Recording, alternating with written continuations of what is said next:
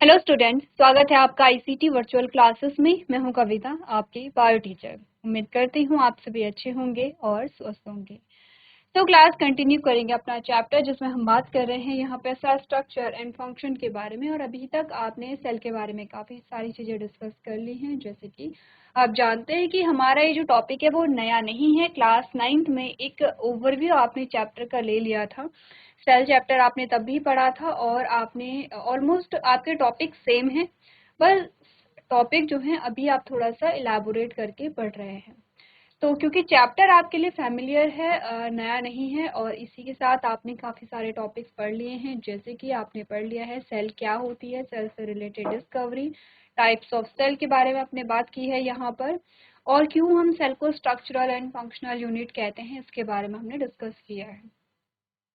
अब हमने कहा है कि सेल जो है वो डिफरेंट टाइप्स की होती है, जैसे कि प्रोकैरियोटिक सेल है, यूकैरियोटिक सेल है, जैसे कि बैक्टीरियल सेल होती है, जैसे कि प्लांट सेल होती है, एनिमल सेल होती है। तो इसमें आपने कहा कि प्लांट और एनिमल सेल में कुछ डिफरेंसेस हैं, कुछ सिमिलैरिटीज भी हैं। अगर हम देखें तो जैसे कि दोनों यूकैरियोटिक सेल हैं। मल्टी सेलुलर में अगर हम देखें तो ये जो मल्टी सेल्स बनाती हैं यहाँ पर।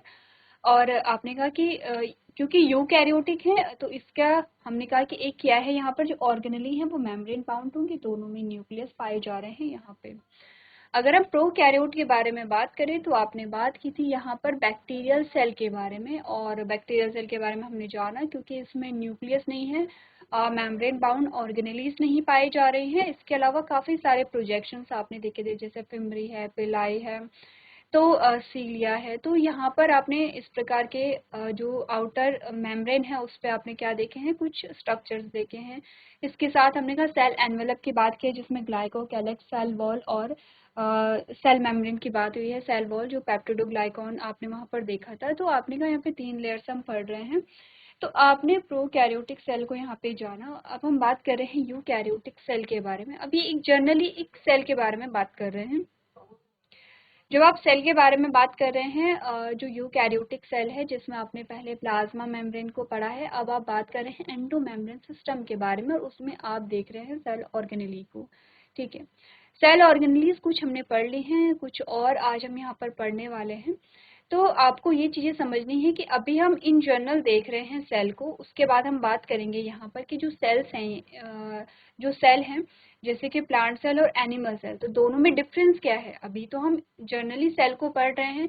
आप यहाँ पे सेल में अभी आपने प्लाज्मा मेम्ब्रेन की बात की है, सेल मेम्ब्रेन के बारे में अभी आपने बहुत डिटेल में नहीं समझा है, सिर्फ इतना समझा कि प्लाज्मा मेम्ब्रेन के बाहर एक और कवरिंग होती है जो आउटर मोस्ट कवरिंग होगी, और प्रोटेक्टिव कवरिंग होती है, प्लांट्स में पाई जाती है और सेलुलोज की बनी होती है। अभी आपने सिर्फ इतना समझा है। जब हम सेल ऑर्गेनेलीज को कंप्लीट कर लेंगे तब आप समझेंगे यहाँ पे। तो ऑर्गेनेली हम दोनों की कवर कर रहे हैं बेसिकली, सिर्फ ऐसा नहीं है कि आप एनिमल सेल के ऑर्गेनेली देख रहे हैं। कैसे आपने प्रीवियस लेक्चर में देखा होगा जब हम बात कर रहे थे गोल्जी अपैरेटस से, हमने कहा कि 2 ऑर्गेनेली यहाँ पे नहीं बनती हैं। एक तो हमने यहाँ पे कहा था जो लाइसोसोम होते हैं, ठीक है, और दूसरा हमने कहा था वैक्यूल। तो लाइसोसोम और जो वैक्यूल्स, तो वैक्यूल्स जैसे प्लांट और एनिमल सेल दोनों में पाए जाते हैं, लेकिन डिफरेंस इतना है कि जो वैक्यूल्स होते हैं वो प्लांट सेल में बहुत बड़े होते हैं, जनरली एक ही होगा और मैक्सिमम जो पोर्शन है वो कवर करेगा। अगर हम एनिमल सेल की बात करें तो छोटे छोटे वैक्यूल होते हैं, और नहीं भी हो सकते हैं। तो इस प्रकार से हम क्या कर रहे हैं, ऑर्गेनेली दोनों को देखेंगे। अभी हम क्लोरोप्लास्ट के बारे में भी बात करेंगे, क्लोरोप्लास्ट का स्ट्रक्चर हम देखेंगे। तो क्लोरोप्लास्ट आपकी एनिमल सेल में नहीं पाया जाता है, ये आपके प्लांट सेल की ऑर्गेनेली होती है। तो ऐसे ही हम क्या कर रहे हैं, ऑर्गेनेली हम दोनों सेल की कवर कर रहे हैं यहाँ पे।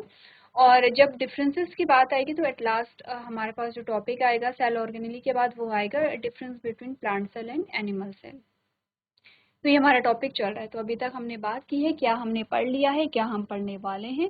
एक बार रिवाइज कर लेते हैं टॉपिक्स को, और उसके बाद नया टॉपिक यहाँ पर स्टार्ट करेंगे। तो आपने देखा, आपने बात कर ली है यहाँ पे कुछ बेसिक से टर्म्स की, जैसे कि साइटोलॉजी क्या होती है, जैसे कि आपने कहा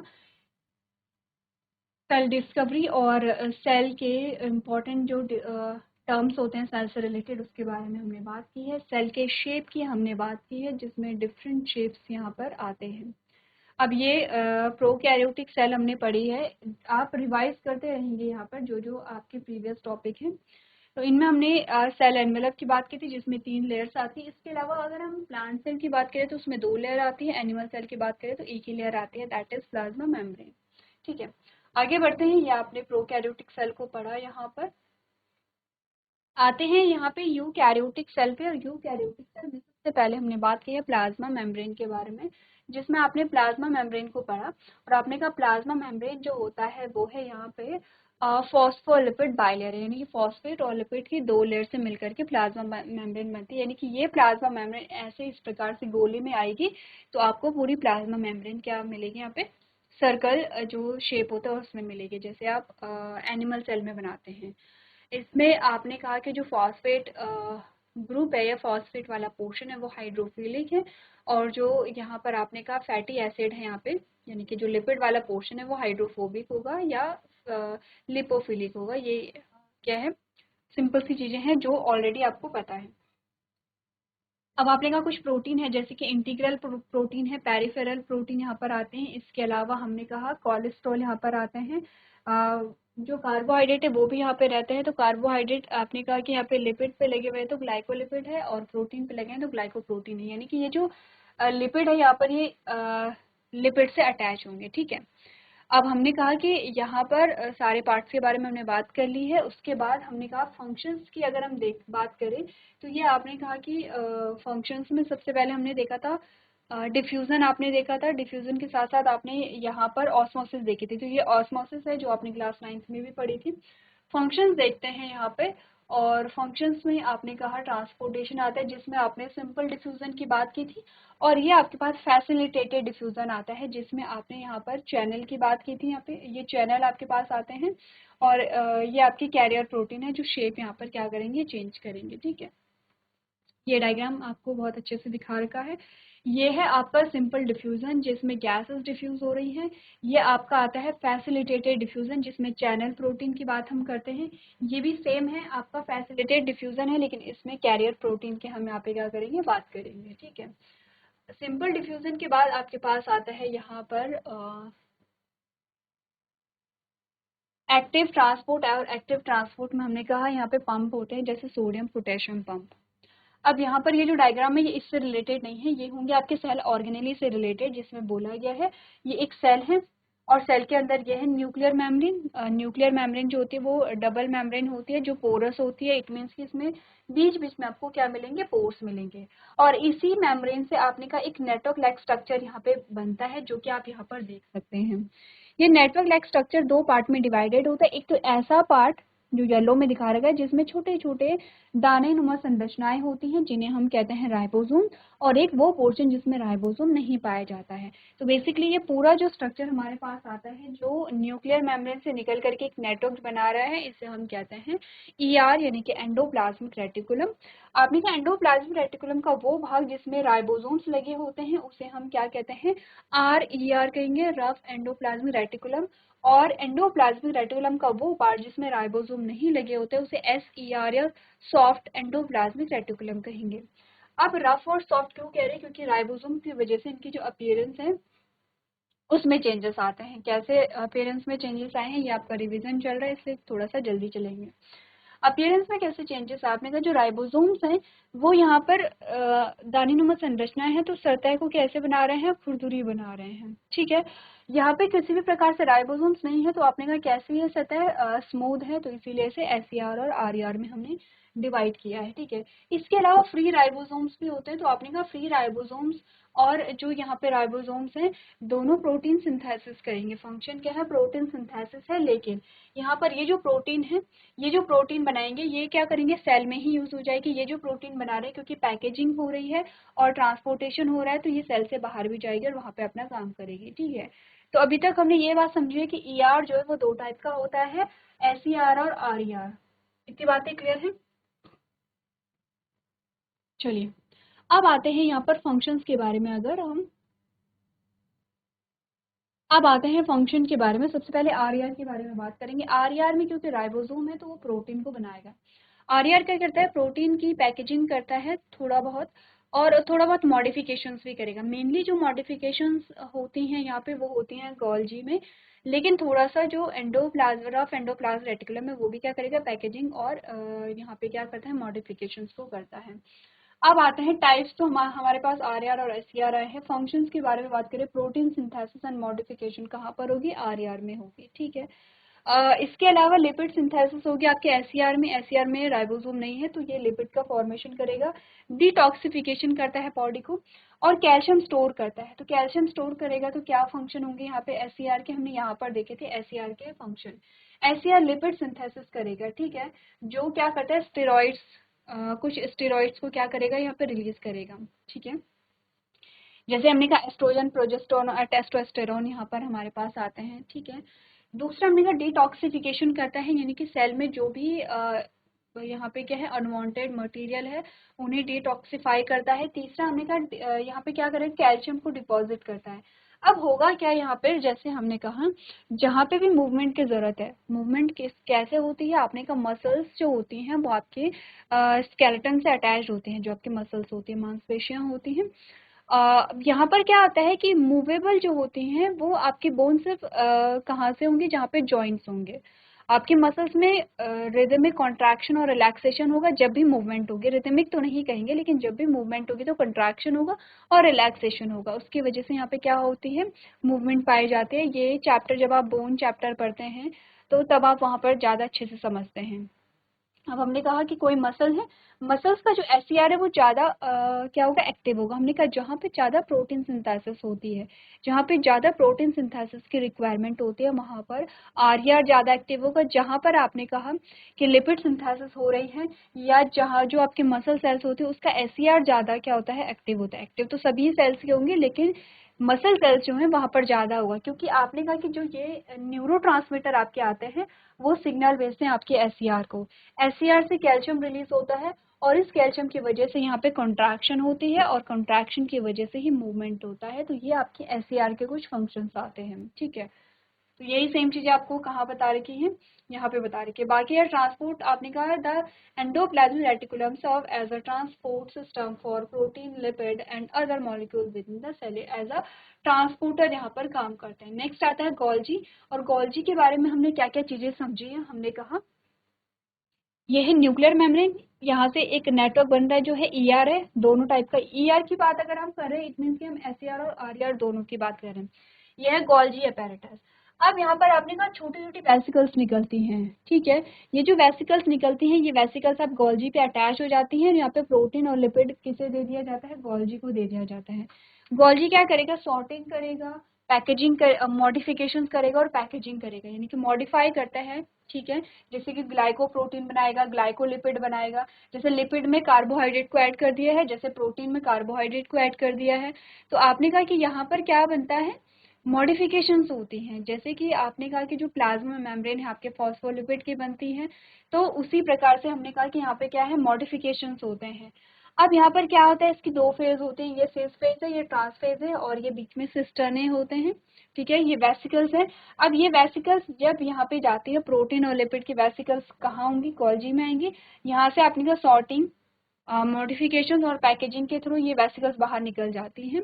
और अब क्या होंगे यहाँ पर, अकॉर्डिंग टू साइट, यानी कि जो वर्किंग साइट होंगी, या फिर आपने कहा साइट ऑफ वर्क होंगे, साइट ऑफ एक्शन होंगे, वहां पर इसे पहुंचाया जाता है, ठीक है। चलिए, तो फंक्शन क्या है, मॉडिफिकेशन है, पैकेजिंग है, सॉर्टिंग एंड डिस्ट्रीब्यूशन है, ग्लाइकोसाइलेशन है, जिसमें आपने कहा Golgi apparatus play a role in a glycosylation, the addition of a sugar molecules to protein. Sugar को प्रोटीन के साथ क्या करता है, ऐड करता है। नेक्स्ट हमने कहा क्या क्या सिग्निफिकेंस है सेलुलर फंक्शन में, हमने देखा था, ठीक है, जिसमें हमने कहा था the Golgi apparatus essential for many cellular functions include protein modification, secretion and waste disposal है, एक्सोसाइटोसिस है, लाइसोसोम फॉर्मेशन है, लाइसोसोम और गोल्जी दोनों का फॉर्मेशन करेगा। अब हमने लाइसोसोम पढ़ा था, हमने कहा था लाइसोसोम में कुछ डाइजेस्टिव एंजाइम्स होते हैं जो प्रोटीन को डाइजेस्ट करने वाले होते हैं, लिपिड को डाइजेस्ट करने वाले होते हैं, कार्बोहाइड्रेट को डाइजेस्ट करने वाले होते हैं, न्यूक्लिक एसिड को यहाँ पे डाइजेस्ट करने वाले होते हैं, जैसे प्रोटीएज है, लाइपेज है और कार्बोहाइड्रेज है यहाँ पर, ठीक है। तो हमने कहा कि अलग अलग आपके पास क्या आते हैं, यहाँ पर एंजाइम्स आते हैं और ये जो एंजाइम्स होते हैं ये डाइजेस्टिव एंजाइम्स होते हैं, जो कि किसमें होता है, लाइसोम में भरे हुए होते हैं। इसका मेन जो फंक्शन है वो है सेल का जो आपने कहा डाइजेस्टिव सिस्टम आप कह सकते हैं, डाइजेस्ट कर रहे हैं कोई भी यहाँ पे क्या है जो अनवांटेड मटेरियल है, डेड सेल है या कोई भी पैथोजन है, उसे किल करने का काम होता है लाइसोम का, क्योंकि इसमें हाइड्रोलिटिक एंजाइम्स यहाँ पर पाए जाते हैं। ठीक है, अब क्या क्या पाए जाएंगे, protease, lipase, न्यूक्लियेजेस and glycosidase. Glycosidase जैसे कार्बोहाइड्रेट्स आपने कहा था, उसी को हम ग्लाइकोसाइडेज कह रहे हैं। अब हमने कहा प्रोटीएज जो है वो प्रोटीन को ब्रेक डाउन करेगा, लाइपेज लिपिड को करेगा, न्यूक्लियेजेस न्यूक्लिक एसिड को करेगा। न्यूक्लिक एसिड कौन कौन से, आपने कहा कौन कौन से न्यूक्लिक एसिड होते हैं, दो टाइप के न्यूक्लिक एसिड आपने पढ़े हैं, डीएनए और RNA, deoxyribo nucleic acid and oxyribo nucleic acid, यही दो टाइप के न्यूक्लिक एसिड होते हैं। अब आप सोचेंगे न्यूक्लिक एसिड को क्यों डाइजेस्ट करना है, क्योंकि आपने कहा जिसका कोई काम नहीं है सेल में, फॉर एग्जांपल कोई सेल की डेथ हो गई है, अब उसमें आपने कहा उसके लिपिड, उसके प्रोटीन, उसके न्यूक्लिक एसिड सभी को डाइजेस्ट कर दिया जाता है, जिससे कि सेल के वहाँ पे जो डेड सेल है वो क्या हो जाए, वहाँ पे डाइजेस्ट हो जाए। ठीक है, अब ये क्या करेगा, यहाँ पे ब्रेक डाउन करते हैं वेरियस माइक्रोमोलिक्यूल्स को, जो यहाँ पर आपको बता रखे हैं। एसिडिक इन्वायरमेंट होता है 4.5 to 5.5 तक यहाँ पर एसिडिक इन्वायरमेंट होता है। इट मीन्स कि क्या है, आपने strong acid and weak acid पढ़े हैं, स्ट्रॉन्ग बेस और वीक बेस पढ़े हैं, जिसमें आपने पीएच स्केल देखी होगी। ठीक है, ये पीएच स्केल आपने देखी होगी, जो 1 से शुरू होती है एंड 14 पे एंड होती है। मिड जो पॉइंट होता है वो 7 होता है, जो न्यूट्रल होता है। यहाँ पर आपने कहा कि ये इस प्रकार से है, आपने कहा कि ये क्या ये साइड जो है, इधर वाली साइड जो है, यानी कि यहाँ पे जो राइट साइड है, ये मोर एसिडिक है, मोर एसिडिक, जिसे स्ट्रॉन्ग एसिड कहते हैं। और ये वाली साइड जो है ये क्या है, लेस एसिडिक है, जिसे आप क्या कहेंगे, वीक एसिड कहेंगे। अगर हम ये वाली साइड क्या है, एसिड की है, ये एसिड है और ये बेस है, ये तो बेसिक सी चीजें हम समझते हैं। अब आपने कहा ये वाली जो साइड है ये क्या है, लेस बेसिक है, और ये वाली साइड है ये क्या है, मोर बेसिक, यानी कि स्ट्रॉन्ग बेस। तो स्ट्रॉन्ग बेस ही लिखते हैं, ये है वीक बेस, ये है स्ट्रॉन्ग बेस। ठीक है, तो आपने कहा कि अगर हम देखें 4.5 जो है, आपने कहा वो मोर एसिडिक यहाँ पर होगा। ठीक है, 1 to जो 6 है वो आपका क्या आता है, एसिडिक होता है, एंड 7 से आगे यहाँ पे 14 तक जो है वो आपका क्या होता है, बेसिक नेचर यहाँ पर होता है। अब फंक्शन अगर हम देखें तो आपने कहा ऑटोफैगी है, यानी कि कोई भी पैथोजन है उसको किल करना, वो काम है यहाँ पे। लाइजोम का डिफेंस यहाँ पर आता है, डिफेंस वही है। ठीक है, कोई पैथोजन कोई रोगजनक आया उसको डिस्ट्रॉय यहाँ पर कर दिया। Digestion and extra cellular material, अगर यहाँ पे कोई एक्स्ट्रा सेलुलर मटेरियल है या डेड सेल है उसको भी यहाँ पे क्या करना है, यहाँ डाइजेस्ट करना है। सेलुलर रिसाइकलिंग यहाँ पर हमने देखा है। अब लाइजोम जो है वो प्राइमरी, सेकेंडरी, रेजिडुअल और ऑटोफैजिक लाइजोम हमने यहाँ पर पढ़े हैं। तो ये हमने बात की है लाइजोम के बारे में। हमारा जो टॉपिक चल रहा है वो है वैक्यूल, और अभी तक हमने वैक्यूल के बारे में ये समझा है कि वैक्यूल प्लांट और एनिमल सेल दोनों में पाए जाते हैं। एनिमल सेल में हो भी सकते हैं, नहीं भी हो सकते, बहुत छोटे छोटे होते हैं और एक से ज़्यादा होते हैं। अगर प्लांट सेल की बात करें तो बहुत बड़े बड़े होते हैं। ये पूरा हमने कहा ये वैक्यूल है आपका।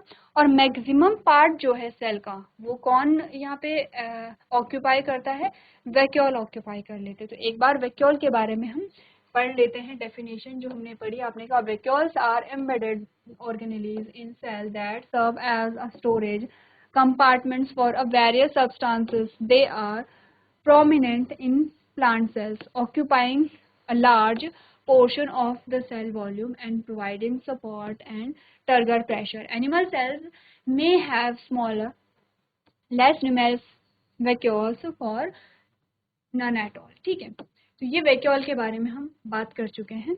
आज हम बात करेंगे फंक्शन क्या होते हैं वैक्यूल के, प्लांट सेल में क्या क्या फंक्शंस होते हैं उनको हम एक बार देख लेते हैं। ठीक है, स्टार्ट करते हैं।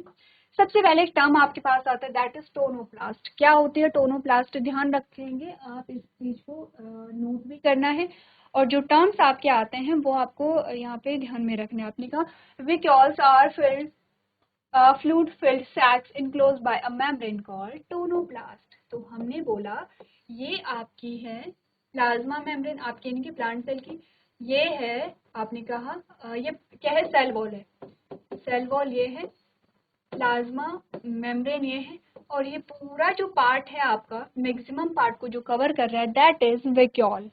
आपने कहा वैक्यूल की जो यहाँ पे लेयर है, जैसे जैसे हमने कहा प्लांट सेल के आउटर मोस्ट जो लेयर है दैट इज सेल वॉल, वो सेल वॉल है या कोशिका भित्ति है।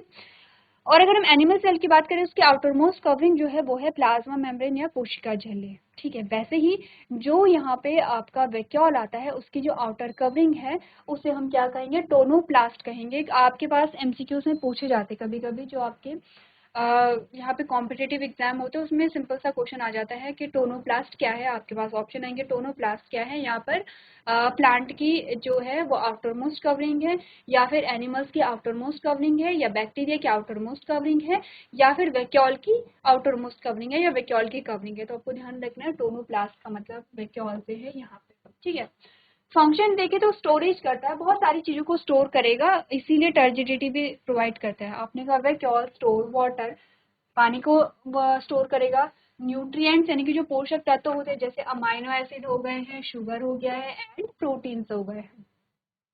वेस्ट प्रोडक्ट को भी यहाँ पर ये क्या करेगा, स्टोर करता है, एंड अदर सब्सटेंसेस। तो बहुत सारी चीजें होती हैं। पानी है यहाँ पे, पोषक तत्व हैं यहाँ पर, पोषक तत्व में सारे ही पोषक तत्व आ जाते हैं, और वेस्ट प्रोडक्ट भी क्या करेगा, ये इसे स्टोर करेगा। Maintaining turgor pressure in plant cells, vaccuole store water, contributing to the cell's rigidity and helping the plant maintain its structure। आपने का जो प्लांट होता है वो अपनी इस प्रकार से फूला हुआ रहता है, जो पत्तियां हैं वो एकदम से फैली हुई रहती हैं। उसका रीजन है कि जो वैक्यूल है वो पूरा भरा हुआ रहता है, फिल्ड विद फ्लूइड यानी कि तरल पदार्थों से भरा हुआ रहता है, जो कि टर्जिडिटी प्रोवाइड करता है किसी भी प्लांट को। वेस्ट डिस्पोजल जो आप ऊपर भी पढ़ चुके हैं, vacuoles can store and isolate waste product from the cell. PH regulation, pH को रेगुलेट करता है। Vacuoles help maintain the cell's normal pH by supplying minerals ions to cytoplasm. Cytoplasm को मिनरल्स आयन ये देता रहता है, जिससे पीएच क्या होता है, मेंटेन होता है। स्पेशलाइज्ड फंक्शन, इसके विशिष्ट कुछ कार्य होते हैं। In some organisms vacuoles have a specialised role such as example gases section water, excess water in unicellular organism or playing a role in digestion in certain cells। तो vacuole के कुछ विशिष्ट काम भी होते हैं जिसमें हम टाइप्स ऑफ वैक्यूल देखेंगे, उसी में ये आपका जो पॉइंट है वो क्या हो जाएगा, कंप्लीट हो जाएगा। तो बाकी के जो आप फंक्शन देख रहे हैं वो एक बार आप लोग नोट यहाँ पर कर लेंगे। चलिए, तो हमारे पास टाइप्स ऑफ वैक्यूल आएंगे, जो कि आपने पहले भी कई जगह सुने होंगे। आपने कहा वैक्यूल आपके पास होंगे, कॉन्ट्रैक्टाइल वैक्यूल है, फूड वैक्यूल है, गैस वैक्यूल है। तो इसमें से आपने फूड वैक्यूल सुना है, आपने कॉन्ट्रैक्टाइल वैक्यूल भी सुना है, गैस वैक्यूल हो सकता है आपने ना सुना हो। ठीक है, तो एक बार आप लोग ध्यान से देखेंगे कि आपने कॉन्ट्रैक्टाइल वैक्यूल या food vacuole, at least food vacuole तो आपने सुना ही होगा। तो ये वैक्यूल आपने कहाँ पर सुने हैं, एक बार आप लोग घर से पढ़ करके लेके आएंगे। तो आज के सेशन में हम इतना ही करेंगे। अभी तक क्लास में बने रहने के लिए आपका धन्यवाद।